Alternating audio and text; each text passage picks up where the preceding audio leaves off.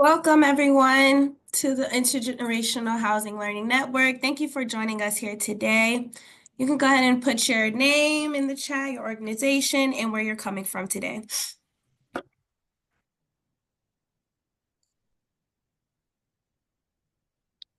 Thank you.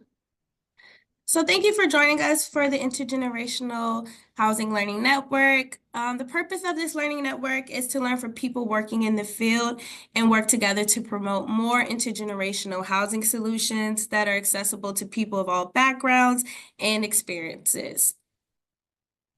Next slide. And who are the members of the Intergenerational Housing Learning Network? We are a pretty diverse group. We have program practitioners, housing providers, experts on aging and youth development. We have researchers and advocates. We also have the Kinship Unity Housing Work Group with us today. We also have people living in intergenerational housing and people who oversee intergenerational housing sites like Dorinda, who we will hear from soon.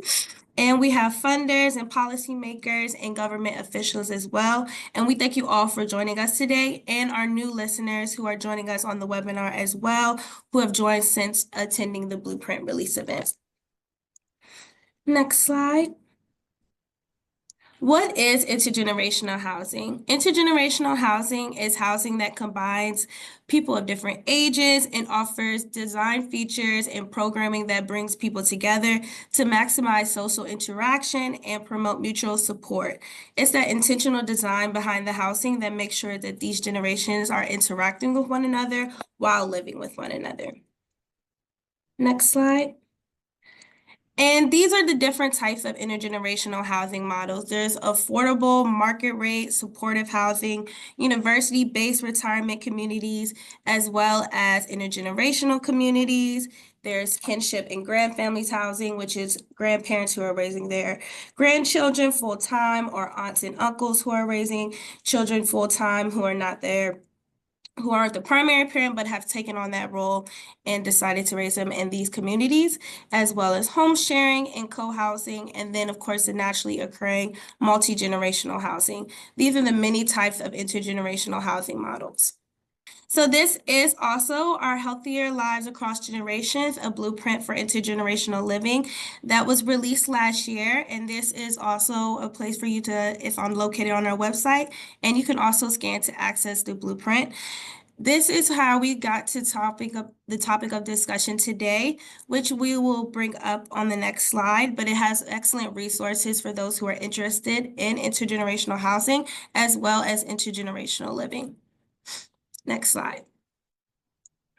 So in the intergenerational blueprint, we have provided 4 recommended action steps with different 4 strategies. So the first strategy was to build evidence.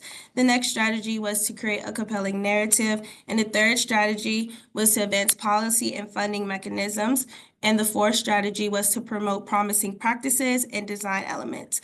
After we had the release event, we received several questions regarding policy, regarding different ways we can push these agendas forward, and just talk more about intergenerational housing as well as intergenerational living. As we saw, lots of people were interested in this topic and were really inspired by the Blueprint release event, as well as all the materials found in the Blueprint. So we're really going to focus on that advancing policy and some of the strategies that were mentioned in the Blueprint, and answer some of those questions that we received after the Blueprint release event that Dorinda will go into more detail with our guest speaker. Next slide. And I'll now hand it over to Dorinda to introduce our next speaker and talk more about today's topic. Thank you, Ilanka. It's wonderful to be here today with everybody. Thank you for taking time out of your busy lives to be here. And I am so excited to talk with Linda today, our guest speaker, about policy, so that we can make sure that it's easier to make intergenerational housing across the country. So let me tell you a little bit about Linda. Linda is the Senior Vice President for Policy and Advocacy at LeadingAge. And for those of you who are unfamiliar with LeadingAge, they are a nonprofit organization that serves 5,400 nonprofit and mission-driven aging service providers They use advocacy, education, applied research, and community building to make America a better place to grow old. And if you haven't been to one of their conferences, I highly recommend it. They're always amazing. Linda oversees LeadingAge's policy and advocacy work, which includes understanding what the providers need across the aging services continuum and seeking legislative and regulatory solutions to meet those needs, ensuring that the providers can provide the best to meet the needs of older adults wherever they call home. Linda's background is in federal affordable housing policy, including several years as Vice President for Housing Policy at LeadingAge and more than 15 years at the National Low-Income Housing Coalition. Linda has a special interest in the federal budget and appropriation processes and has testified before House and Senate committees. That took some bravery. Linda received her undergraduate degree in philosophy from the George Washington University and a master's in public affairs from the University of Connecticut. So join me in warmly welcoming Linda to our event today. So Linda, thanks for being here. Thank you for having me. And yeah, it's always a little painful to hear the full bio, but very kind of you during it. And I'm really, really happy to be here. I'm a huge fan of Generations United, and yep, pleased to be here. Thank you. Yes, it is always painful to hear our bios read, so thank you for tolerating that. We just want to make sure everybody knows how amazing you are. So let's begin by grounding everybody with what are the federal programs that exist today that provide funding and resources for the development and operation of intergenerational housing. Just set the stage. All right, we'll set the stage here. There are, lots of federal agencies and departments. Some of them have smaller programs or, offshoot programs. I'm going to talk about 3 agencies that do a lot around affordable housing, that affordable housing providers and developers look to for the bulk of federal programs and federal resources for affordable housing. The first of which is HUD, obviously, the U.S. Department of Housing and Urban Development, and its largest programs, I think people are probably mostly familiar with or somewhat familiar with, are public housing, which is housing that's, buildings with apartments in them that are owned and operated by the Public Housing Authority. The Housing Choice Voucher Program, and that's a tenant-based rental assistance where if I have a voucher, it's something given to me and administered by the Housing Authority, but then I have a private landlord who accepts the use of that voucher to help pay my rent. And so the housing authorities administer those housing choice vouchers. And then there's also privately owned multifamily housing. So apartment buildings, whether they are family buildings or buildings specifically for older adults or for persons with disabilities, or some mix of those populations that are privately owned by nonprofits or for-profits. And across like those big 3 programs at HUD, HUD's largest programs, public housing, housing choice vouchers, again, those are both administered by your local public housing authority, of which there are more than 3,000 of those. Oh, and then wow. there's the multifamily housing. So this individual contracts between HUD and a private, for-profit or nonprofit owner, and LeadingAge's members are nonprofit owners of this multifamily HUD housing. And that HUD contract says, okay, if you house low-income people, we will give you rent subsidy and money to one point build that housing and then operate it. So that's HUD, and across those programs, that's more than 5 million households. And then there's the low-income housing tax credit program and tax. So yep, it's a Treasury program. And the tax credit program is a federal tax credit that's distributed across all the states. And every state, there are federal parameters about how the low-income housing tax credit can get used, but then states have a lot of flexibility at the state level about how it gives preferences for how those dollars are actually allocated. And that's the biggest driver of new housing in the country today, but it's not the only driver, but it's the biggest. And then the third one I'll mention are rural housing programs at the U.S. Department of Agriculture.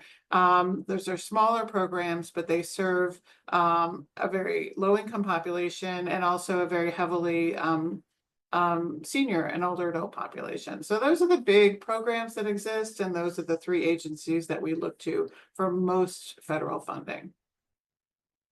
And are any of them in all those three? And I'm familiar with the low-income housing tax credits, which is why I made my face. So is there any one of those programs that has an emphasis on the development of intergenerational housing? At the federal level, the only one of the programs that has an emphasis on intergenerational housing is a multifamily program at HUD called the Section 202 Supportive Housing for the Elderly program. And that's a program where HUD has contracts with private, only nonprofit owners to provide affordable senior housing. And for several years now, there's been a small set aside within that program just for intergenerational housing, which has been great. So the 202 program definitely has, captured the attention of intergenerational housing advocates, and there's new housing that's been built through that program. Yes, and Linda, you were telling us there was a big win this year. There was a press release that LeadingAge put out. Could you share with everybody here what we were bragging about at LeadingAge? Yeah, so just a few weeks ago, really at the end of the Biden administration, they announced the award of the latest round of Section 202 housing. And the program is nowhere near as big as it needs to be, but of the about 800 units that were awarded funds to get built and then operate for 40 years, were about a little more than 100 of those units will be for intergenerational housing. So it's really wonderful, and we're happy to see HUD take up the mantle that Congress has given it to make awards to intergenerational housing. The only problem with that press release is that we can't look at those and tell which of the awards are intergenerational, and so we're having to kind of go in award by award and see who those great providers are.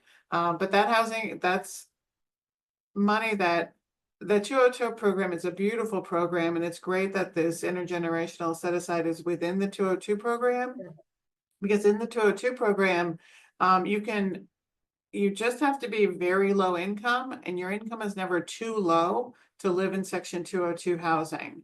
And then if your income fluctuates, your rent fluctuates, but your rent is always affordable to you. And if your income goes down, your rent will go down. Your income goes up, your rent goes up. But it really provides that stability that families need. Yes, the housing stability, can't say enough of how much that impacts the positive health outcomes, right? Housing truly is health. So I forgot to share there with everybody. If you have questions, please put them in the chat and we will save time to ask Linda questions. So thank you for asking about the press release, and we will definitely make sure everybody gets that. All right, so how do you think that this blueprint that was created last year, which was so much fun to be a part of, and so important and meaningful, how do you think it shows a path to expand the type of these resources and their funding levels? So first of all, congratulations to Generations United for the blueprint. I've read it over a few times since it was released, and I had nothing to do with it. There is a part of LeadingAge that was involved in it, our long-term services and support center at UMass Boston. People might know that director of that center, Robin Stone, but Generations United really gets, that's your report anyway. We're just congratulations on that. So that report, I think really in really important ways kind of lays a path and talks about, there are lots of ways that people can think about expanding the supply of housing for intergenerational homes, but also services, right? And so that report talks about expanding the low-income housing tax credit, which, in a one sentence, it's a pretty complicated program, but that program is so important. And so that the more that the intergenerational community understands about the low-income housing tax credit program, that it's a primary source of funding to build and operate housing that works its way into another one of the action steps in the plan, which is to involve yourselves in the qualified allocation plan, which is the way that states actually determine their unique way of distributing and giving priority to the tax credits for low-income housing in their state. That tax credit program is really important. So I was just really happy to see the report acknowledge how important the tax credits are. But the report also, the blueprint talks about services too, because it's not enough to have the housing, right? You want to create these intentional communities. You need the housing and the homes, but you need the space for those intentional connections to happen. And you need some sort of way to either do the service coordination or the services or some mix of both. And where does that funding come in? Mhm. Apart from the low-income housing tax credit program, which, as I said, the states can design their own preferences around that within some parameters. The report, I think, I don't know, the blueprint is just so optimistic. One of the action ideas is to urge your housing funds that do exist at the local level to create preferences. And you Mhm. might say, oh, there's a public housing program and that's for people who qualify for public housing. Well, public housing authorities can have a preference for certain populations, and it's not every single unit. Maybe has to go to, the next unit available. It could be every 10th unit, right? You can spread the love. The same with the housing choice voucher program. Housing authorities can create preferences. If you can demonstrate to your housing authority that there's a real need in your community, they might really be willing to partner with you to create preferences in that housing. And then the last thing I'll mention in the action plan, and this is a really hot topic in federal affordable housing policy, is the zoning and the local zoning, right? We can't understate the importance of zoning being open and Mhm. yes, in my backyard, to being able to create and expand the supply of affordable housing. And so making sure that if there's a development, even if it's not yours, that's going to expand the supply of affordable housing, that you're out there supporting it, because next week maybe it's going to be you looking to build a development. So density is good, talking about realistic parking expectations, zoning and being involved in local zoning and supporting multifamily housing is another big part of it. So we need federal dollars, we need state dollars, and we need local zoning flexibility. So it sounds like you've given us some marching orders to get there to our state legislators and start talking about, and our state agencies, talking about how do we set aside some preference for intergenerational living, because we have so many grandparents raising grandchildren, and or people coming back home to live with parents because they need to save money, or it just makes sense for their family. So you mentioned developers. And so I was wondering, like, who are the developers who should be engaging in this kind of work? If you were going to describe them, like what's qualities or qualifications, sorry, should they have? Well, you want to be aligned with whoever you're working with, right? Any developer that has experience in the low-income housing tax credit program, successful experience, is going to be a better partner, but that's not enough, right? You want to make sure that you understand and you share the same goals, right? There are developers' fees that come about by getting a tax credit award secured. What's going to happen to those fees? How are services going to be paid for? Who's going to pay for those things? There's a lot to get worked out about, like, actually what happens in a development, and whether it's a tax credit development or building housing without any federal subsidy. I think working with a developer that really understands the design features that you're looking for, the landscaping features that are important to you, the community spaces that are important, and how intermingled the homes are, that they're not walled off from each other, and you just have to be on the same page. That said, as far as tax credits, obviously, you're going to need someone with tax liability, right? And so if you have a nonprofit developer, you have to work, and there's all kinds of there's a whole world set up there out there to do this. You have to work with someone who's going to help you sell those tax credits to investors who need those tax credits to offset their tax liability, because a nonprofit developer doesn't have that tax liability. But then you use the cash from the sale of those tax credits to actually build the housing. And that's, in a very weak nutshell, how the tax credit program works. And so, for-profit developer or nonprofit developer, the most important thing is that, you're aligned on your goals, and you have an eye on preservation and that you're in it for the long haul, right? Mhm. Yeah, so important to have that mission alignment, so that when if you're a nonprofit developer working with a for-profit developer, it's so important to start at the beginning. Don't draw anything, don't draw up any documents and say, okay, this is what's important to us. So many times there's been experiences where your community room is too big. Okay, well, don't argue with me about that because I know how important that community room. And then I hear you also say, Linda, how important it is to have to have the developer fee.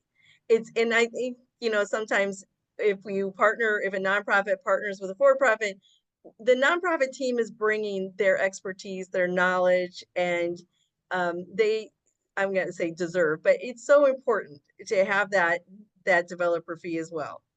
And the other thing I'll mention too, being on the same page with is, um, who are you looking to serve? Like, what's the mission of your particular organization? What are your goals? And by that, I'm really getting at income targeting. Like, what household incomes are you hoping to serve?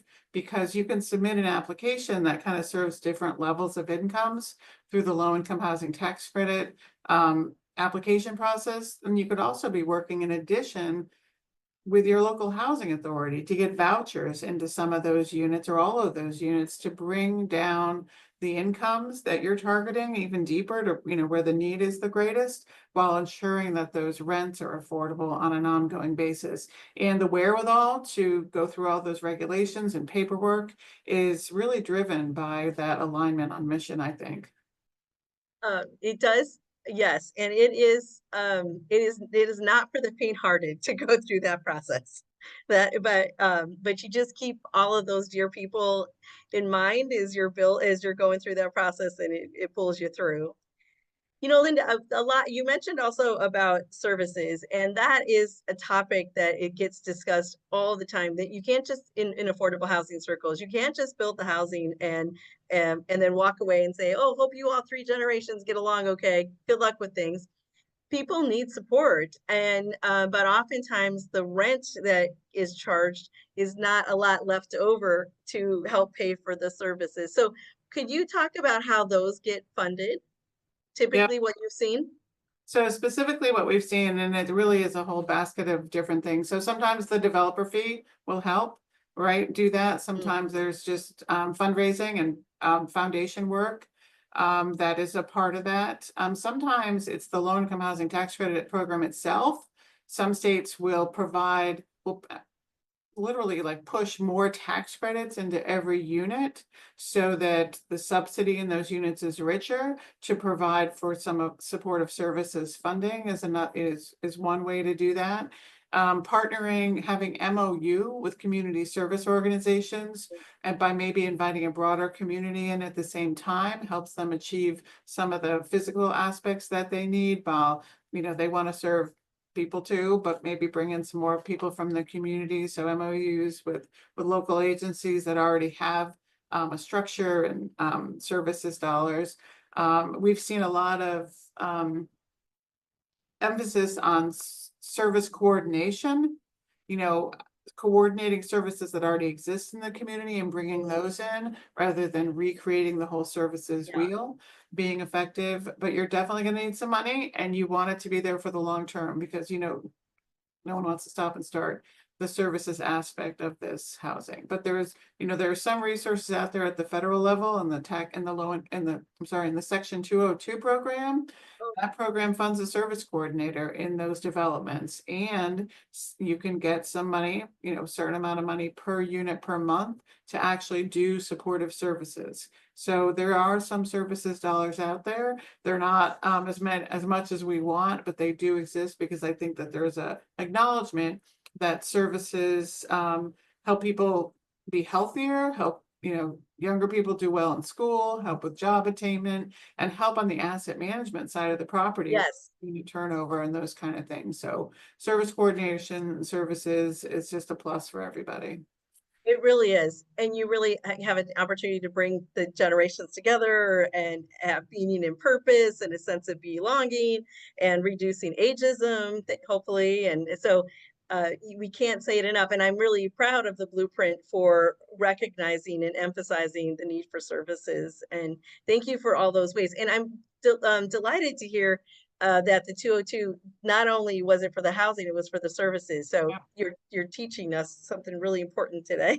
So, all right. So now we talked about what we can use. We talked about services. All right, now we're going to go to, okay, what gets in our way, Linda? What are the barriers that are getting in our way for us to do the intergenerational housing? Well, in general, a big barrier for any kind of multifamily housing is NIMBYism, right? That is an acronym for not in my backyard. There's been a counter movement over the years called YIMBYism, right? Yes, in my backyard. Oh, yeah. But, you know, NIMBYism and just a beat back, a pushback against multifamily housing, period, which is why that local zoning work is so important. But plenty of organizations have figured out how to successfully build partnerships and to really educate the community about who's in the who the development is aimed for, who the management company is, you know, how's that building going to be run, what's the, you know, what do the grounds look like, what's the parking like. And so, you know, that can be overcome usually, but that can be a big hurdle. The bigger hurdle is getting those dollars, right? These are highly competitive programs. There is in no way enough money to go around, right? Obviously, we have a severe affordable housing shortage in this country. Now, if you're not looking to do affordable housing, you're looking to do market rate housing, you won't have that same issue. But you know, I see a thread through the blueprint of trying to increase the supply of affordable housing. So resource scarcity, NIMBYism are two things, but I think tenacity has proven itself to be able to win out quite a few times. No. One of the strategies that we've done to face NIMBYism is that there's a point in our design development where we'll have a neighborhood committee join us for several weeks to just keep tweaking the design. And then they can feel as though they had a voice and a say, and now they feel a little bit of ownership. And then they get to know us and know that we're just regular people and that the people who live in our buildings are regular people. And I know I jokingly say the kids in Bridge Meadows don't get from A to B without an elder going, does your mother know what you're doing? And so they're like the natural neighborhood watch people. So, all right. So our last question, and because there are some really awesome questions in the chat, so I want to get to those. So, but why don't we just wrap up our part with, what do you see as the future of intergenerational housing in light of the aging population and the changing family structure in many countries? The data, like from the census and projections from the Urban Institute and other like researchy think tanks, tell us that we are becoming like a housing stock that is more intergenerational, right? More multi-generational.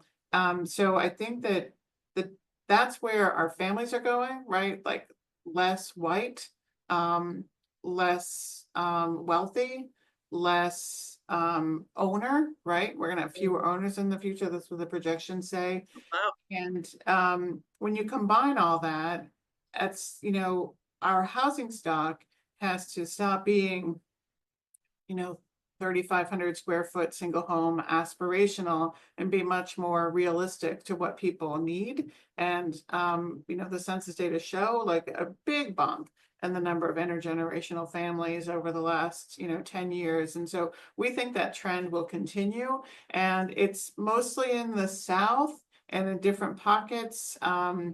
But we see that going north, right? We see the kind of the migration of the intergenerational families moving north.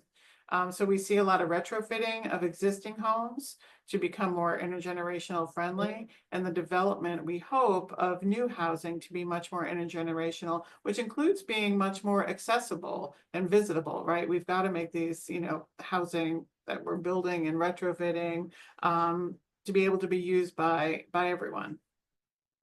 Yes, we're planning for how we want to age, right? Right. And how we want to. Yes, I've noted that even the market rate world is creating more intergenerational living. The Lennar homes have multi-generational housing. They've been doing it for 20 years. And I figure, well, if a for-profit developer like that is doing it, Right. it's got some legs, right? It's not just this nice social service thing. It's got some legs because it's based on census data. Yeah. Yeah, that's great. Okay, so Linda, let's switch to our friends who here are on here in the chat, and I'm going to start with Victory. Victory's first question is: do you believe that all the changes happening in Washington D.C. are going to affect the low-income programs? I know that's been a discussion here in Oregon this week. Yeah. So, and I assume it means like the new administration, the new Congress, and yes, we do. You know, this is an administration that's been really clear and was clear in its first round that it's not a fan of most HUD programs, right? It really, and the HUD secretary nominee testified a week and a half ago in the Senate, and it's this message that we're fighting against, that we'll continue to fight against for a few more years, is that how can we spend the billions of dollars we're spending and have homelessness go up and have the shortage of affordable housing go up? Therefore, the money that we're spending must not be working, and why are we throwing good money after bad? And of course, our argument is that, is that we've never spent enough. We've never even came close to catching up to where we should be. If people studied the HUD funding back in the mid 70s and the late 70s, when we were issuing 250,000 vouchers, new vouchers every year. Like, how did we think we got to having, 2 million vouchers in this country? It's because we were pushing out, and then all of a sudden that stopped. And then anyway, so I think that if we were able to ramp back up, but anyway, this is, I think this is an administration that's come in with clear goals to decrease federal funding and to really assess sort of what I would see as a lot of federal social safety net programs and their value. We are hopeful, of course, that funding for older adults and children will be seen as an investment, right? And good education, investment in jobs, and investment in keeping people out of nursing homes. And housing people in the community where people want to live. So we'll see, but yeah, we're worried. The previous administration asked for cuts and to all the HUD programs, including the flagship senior housing program, the 202 program, and other HUD programs that help build and support housing. So we're ready to be on the defensive, but we're advocates and lobbyists, we've got to be glass half full people, otherwise we wouldn't come back to work. So yeah. What are some of the specific things that LeadingAge is doing to address that matter? So we have we have a policy platform that actually our board is meeting on Thursday to approve for the coming year. And if I had to guess, I think like in the housing space, we are going to continue to ask for a robust money to build housing, right? We think that we need it. We're not asking for everything we want. We're asking for what we see as a modest amount to continue to expand the supply. Another thing that we're doing is we're asking for new vouchers explicitly for older adults that can be tied to any private apartment, or you can use them wherever, but developers can also project base or stick a voucher onto a property. So Dorinda has a 50-unit property. If she can stick vouchers to 10 of those and create immediately extremely affordable housing for the lowest income households.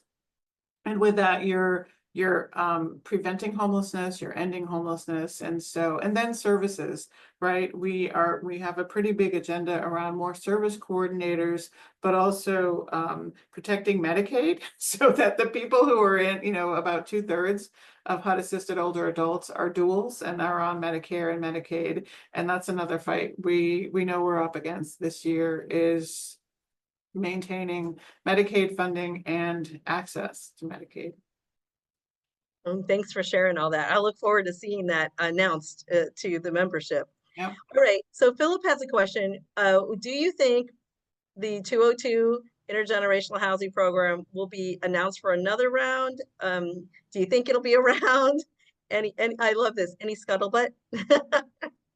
So this is the end of January. The federal fiscal year 25 started last October. So we still don't have a funding bill for this year. And we're still under this continuing resolution, which means we're being funded at last year's levels still. And Congress has given itself until March 14th to decide what this year's funding will look like. And the House bill, there's a House bill, there's a Senate bill, and they're different. The House bill has no money for new 202 housing. The Senate bill has about the same amount as last year, about $110 million or so. Not a lot of money, but we're happy for it. And right now, I think that House and Senate Republicans and Democrats are negotiating those bills. And because the Republicans are in charge of both chambers right now, which they weren't when these bills were originally drafted last summer, all of that could change. And so we expect to see that Republican majority like thumb on the scale of these bills. And we're worried that there won't be another round of funding for a couple of years. Again, we're trying to couch this the program as an investment, and the homelessness data have just are increasing for all populations. And so Yes. to walk away and say, oh well, what we did wasn't working, we don't think is a moral or viable solution. So stay tuned. Stay tuned. And if you see an action alert, respond to it. Take that 3 minutes and respond to that action alert, because members of Congress need to hear that these programs are important to you and that you're watching how they're voting on them. Oh, good advice. And then Philip wants to know, how does the NOFA for HUD funding in the community projects congressional funding program get out? Ooh, those are the earmarks. They don't use that term, but I think that's what he's talking about, Philip, right? I see your, yeah. So how that works, every year, so we're, the 25 bill, who knows if that's really over or not, but let's say we're just working on the FY 26 bill for the year that starts this October 1st. At some point, the House and Senate leadership will decide whether or not they want those earmarks, those community funding projects in their bills or not. And there's always a lot of back and forth. But what you need to do, sometimes the Senate says yes and the House says no, they both say yes.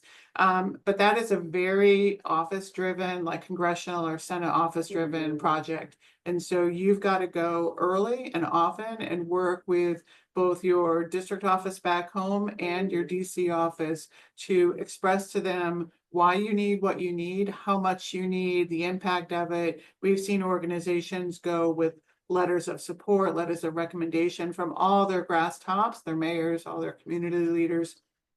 So, and they have their own deadlines, right? So you have to watch and make sure you're aware of their deadlines. But yeah, that's a whole process, and it's yet to be determined if those are even going to be allowable next year, but we'll see. Yeah.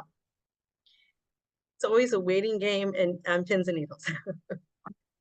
So Chelsea's wondering, could you elaborate on the requirements for 202 intergenerational housing, and would different types of intergenerational housing be eligible? So we'll have to ask Chelsea to share with us what different types means, but at least could you answer the first part?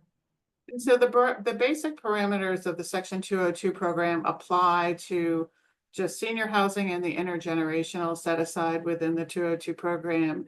And those are eligible grantees are all nonprofits. That's one of the rules. And the people served are very low income households. And in HUD speak, very low income means that your household income is at or below 50% of the area median income. So the households you have to serve households below 50%, and you have to commit to doing that in the 202 program for 40 years, after which those contracts are renewable. And then, the application is replete with environmental requirements and, You don't get all the money to build it, right? It used to be back in the heyday of the 202 program, the 202 award would come and it would give you all the money you needed to build the housing and then all the money to operate it for 40 years. Now you get all the money to operate it for 40 years, which is the golden ticket of this program because you Yes. serve the lowest income people for 40 years, but you only get a portion of what it costs to build it. So you've got to know how to pull in other resources like the home program or the community development block grant program or the tax credit program. And it's hard, and that's like that capital stack people talk about, it has to get layered up. But people do it, and if other people do it, people on this call can figure out how to do it. Yeah, I call it a mosaic. Like the real estate development consultants call it a stack, and I'm like, no, it's a mosaic because some is like tiny money and some's like humongous money. Yeah. So Phil Balls had a question about, does HUD ever fund dispersed housing? We've wondered about this too, Philip. Does it ever do like one project in multiple smaller buildings scattered out about a city? I think that's more, I would envision that more. I don't see the 202 program doing that because that's really is a multifamily housing program. And I'm so curious to see this latest round with all these intergenerational units. And I think this is the largest 202 round that's the largest amount of intergenerational units in any 202 award round. For dispersed housing, I would really look to the voucher program and working with your local housing authority. They administer all the well, not all of them, but most of the housing choice vouchers, and they can project-based, we're saying, like stick a certain number of those in a long-term contract onto a building and make that unit or those couple of units in that building affordable. And it could be in a single family home, right?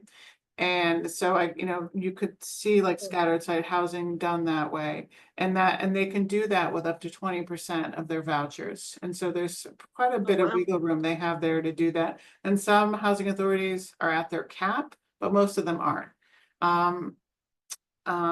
So that's like one way I would see. And I see Beverly's question about so in the 202 program, no, it doesn't have to be new build. That money often gets used to renovate or repurpose an existing unaffordable building, and maybe even old school or a mill or a apartment building that was vacant, and renovate that and make it into a beautiful renovated 202 building. Linda, one of the things we're seeing is that the average median income levels are out of whack with what money people actually have. And so how that shows up is an elder may overqualify for a 50% average median income, and they're trying to but they're right under 60, and so they'll stretch, to try and live in a 60, but then they end up in a, not having enough food. We help them with that, everybody. So just know, but that's the rub. And so can you talk a little bit about how the AMI is out of whack with reality? So there's a lot packed in there for me, Dorinda. And first of all, Dorinda's talking about the low-income housing tax credit program, and you might have seen in like a rental ad, they'll have a chart, right? You qualify for this unit. If you're a single person household, your income is between, I don't know, 25 and 30, whatever, and they'll have this little chart. And so, right, and so the tax credit program mostly serves households at 50 or 60% of area median. And you've got to be in that pretty narrow window to qualify to live in that unit. And then if you're in that unit, your most tax credit housing, and some states do it differently, and some providers are able to do it differently. When you're in that unit, your rent, unlike in HUD programs, unlike in the 202 program, is not based on your household income. It's based on that area's median household income. And so as Dorinda was saying, so that rent might not be affordable to every single household, but it's sort of because of the scarcity of the housing that's out there, it's better than being homeless, and it's better than spending 99% of your income on your housing, right? And so we see this all the time. And so the tax credit program has tried to adjust in a way by rolling out a few years ago the income averaging approach, right? Which says that instead of saying the developer is going to target households at 50% of area median or households at 60% of area median, it allows the developers to say across the whole property, all the units, we're going to have incomes that average 60%, which allows you to serve higher income households, which, there's communities definitely that have a need up to 80% of area median. But to get to that average of 60, you have to go lower. And in those properties, you also can increase the subsidy in those lower income units and make those rents affordable. I don't know if that answers your question, but the tax credit program wasn't built, right, to be like as affordable as the HUD program. So I don't want to blame it for not working well that way, but that's why we like vouchers, right? You can double down and bring a voucher in a tax credit unit, then everyone's happy. But again, there are a long waiting list for vouchers. I appreciate you explaining that, because it's just something that we've run into most recently. The other thing we've run into most recently here in the Pacific Northwest is there are no vouchers to be had, that the housing authority is actually worried about how they're going to attend to the vouchers that they've already, set out to give out. And so what recommendations do you have about that? Do you have any, Linda, Yeah, other than knocking on doors? I mentioned that, we're trying to finalize the FY25 bill by mid-March. And the House bill is worse, but the Senate bill for funding existing vouchers is $800 million short, right? That's hundreds of, I don't know, tens of thousands of vouchers short. And so, housing authorities will be making decisions. And we know some housing authorities are, have stopped attrition, right? When someone hands in a voucher, they're not turning that voucher over to the next household on the waiting list because they don't have the money, or they're worried they're not going to have the money. Because the last thing a housing authority wants to do is go to an already voucher assisted household that has a lease with a landlord already is in there and say, you know what, we're sorry, but you can't stay here anymore. And so it really is it is federal funding, right? These vouchers aren't cheap, and no surprise, right? They exist because housing is so out of whack with people's incomes. And so the voucher program is in desperate need of adequate renewal funding. And we're going to rely on this new HUD to tell Congress the right number it needs. Right. And so we rely on every administration to be honest with Congress about the voucher renewal needs. And housing authorities are desperate to make sure that they have the resources they need to fund the vouchers out there. But we know that, housing authorities, people get a couple of months traditionally to look around for an apartment. And, we've seen over the last few weeks, housing authorities pulling back those vouchers that are in search mode because housing authorities aren't sure about future funding. Yes, and then the domino effect is dear people who need the housing aren't able to get the housing because they need the voucher. And then those of us developing can't operate without that income. And so I what I hear I'm taking away, Linda, is this is what I need to be talking to the congressman about. Congressman, Don't be shy. Don't be shy to call your office, oh no. board and say, hey, I know we've got a housing crunch here. Be nice to HUD, Yeah. Okay. All right. Okay. So Philip's got another question. What regulations or laws are in place that simply allow a resident senior to have a young relative, Oh yeah, or a grandchild in a second bedroom? so We have that. like someone, when I started working in affordable senior housing, someone was like, well, why can't we just live in a 202 unit? And it wasn't like the 202 program needed this revolution of statutory changes to make it have a set aside for intergenerational housing. They can be 2 bedrooms. It is fine, right? There's no and so you have to have one person in that household who's over 62, and then you can have other people living in there. And it's just that they're set up, most of them, as Philip says, they're all 1 bedrooms, and some of the older ones are efficiencies. But yeah, so these intergenerational ones will be 2 bedroom or 3 bedroom, hopefully some of them 4 or 5 bedrooms. But it is, as long as one person that had a household is over 62, they're eligible to be in that unit. Yes, we actually have examples of that. We have affordable housing for elders and affordable housing for families in our communities. And we do have grandparents raising grandchildren. They're raising one, and they are in what we would say the elder housing, and the kids in the second bedroom. So it meets the child welfare needs. It meets the the housing requirements. And so, all right, Rainey, my friend, has a question or saying something. She's saying, in Atlanta, there's no new vouchers.